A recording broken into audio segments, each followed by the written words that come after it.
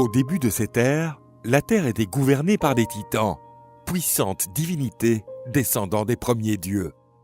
Parmi eux se trouvait Prométhée, une divinité aussi ancienne que le temps lui-même, notamment dotée de la capacité de prévoir l'avenir. Lors de la titanomachie, grande guerre entre les dieux et les titans pour le pouvoir suprême, il avait prédit la victoire des dieux de l'Olympe. Il ne s'était donc pas opposé à Zeus pendant ce conflit. C'est ainsi qu'il avait échappé à l'emprisonnement dans le Tartare, comme l'avaient subi les autres titans. Après la fin du conflit, Zeus ordonna à Prométhée et à son frère Épiméthée de se charger de créer et peupler la terre à l'aide des animaux les plus divers. Les titans disposaient de beaucoup de matières premières, et pendant qu'Épiméthée s'affairait à imaginer toutes sortes de créatures, Prométhée coordonnait l'ensemble de la production. Chaque animal reçut un talent. Les oiseaux acquirent la capacité de voler, l'éléphant fut doté d'une force énorme, et ainsi, les talents furent également distribués. Ils avaient gardé l'homme pour la fin, car ils voulaient créer quelque chose de particulier. Cependant, après avoir façonné l'homme en argile, ils se rendirent compte que tous les talents avaient déjà été utilisés pour les autres animaux. Prométhée présenta son œuvre à la déesse Athéna. Peut-être serait-elle inspirée par l'œuvre du titan et décidée de la bénir par son souffle divin. C'est ainsi que l'humanité fut créée. Néanmoins, Prométhée n'était pas satisfait du résultat. Il souhaitait que l'homme puisse se distinguer de tous les autres animaux. Mais pour lui, il ne s'agissait pour le moment que d'une version plus intelligente du singe. L'homme habitait dans des grottes, fuyant toutes sortes d'animaux, survivant grâce aux fruits tombés sur le sol et malgré une peur absolue des ténèbres. Athéna conseilla alors à Prométhée de faire cadeau du feu à l'homme. Ainsi, lors du coucher du soleil, le titan se dirigea vers le char d'Hélio, qui attendait que l'aube suivante se lève. Prométhée alluma alors une torche pour la donner à l'humanité.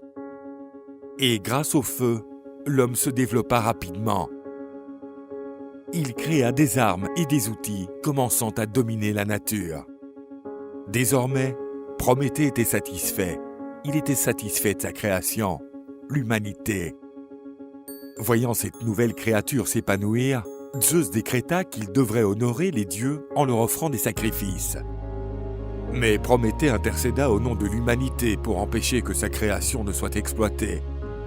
Prométhée fit preuve de beaucoup d'habileté et tenta de tromper le dieu en faveur des hommes. Prométhée demanda à ce qu'un taureau soit sacrifié pour les dieux et à ce que le produit du sacrifice soit séparé en 2 tas. L'un d'eux serait plus petit, mais contiendrait les meilleures viandes, recouvertes par la peau de l'animal. L'autre serait plus grand, mais ne comporterait que des os et des chevreaux. Ces résidus seraient enveloppés dans de la graisse, parant l'offrande d'un aspect magnifique. Le rusé Prométhée savait que l'ambition de Zeus lui ferait choisir la plus grosse part. Ainsi, l'homme aurait l'air d'avoir le bon rôle. Effectivement, c'est ainsi que les choses se déroulèrent. Lorsque Zeus se rendit compte qu'on l'avait trompé, il se mit furieusement en colère contre les hommes qui avaient abusé de lui et décida de retirer le feu des mains de l'humanité. Sans le feu, les hommes faisaient marche arrière. Ils étaient à nouveau tourmentés par l'obscurité et le froid et ne pouvaient plus cuire leur nourriture. Outré par la réaction du dieu, Prométhée décida de subtiliser le feu sacré et de le rendre à l'humanité. Pendant la nuit, il se rendit à l'Olympe et revint avec la flamme volée dans les forges d'Héphaïstos.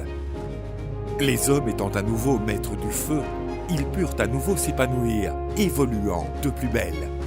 Mais une nuit, la lueur des flammes attira l'attention de Zeus. Furieux, le dieu suprême décida de ne pas laisser Prométhée lui échapper impunément. Son insolence devait être punie. Il l'attacha à un rocher du Caucase où il dut subir un châtiment éternel pour avoir défié les desseins de Zeus. Mais la peine qu'il lui avait promise ne pourrait se résumer à l'emprisonner pour toujours. Son châtiment serait terrible. Zeus décida de charger un terrible oiseau de dévorer son foie, engendrant chez le titan des douleurs incommensurables. Mais Prométhée était immortel. Après avoir été lacéré par l'odieux oiseau, son foie se régénérait, le préparant à être attaqué de nouveau par l'animal le lendemain. Le titan subit cette punition pendant de longues années de souffrance. Un jour, Zeus descendit sur Terre et lui proposa de lui offrir la liberté, en échange de quoi il ne devrait plus permettre à l'homme de maîtriser le feu. Dans sa qualité de bienfaiteur de l'humanité, Prométhée rejeta l'offre du dieu et décida de se sacrifier pour sa création. Ainsi, l'humanité put prospérer grâce au sacrifice de Prométhée.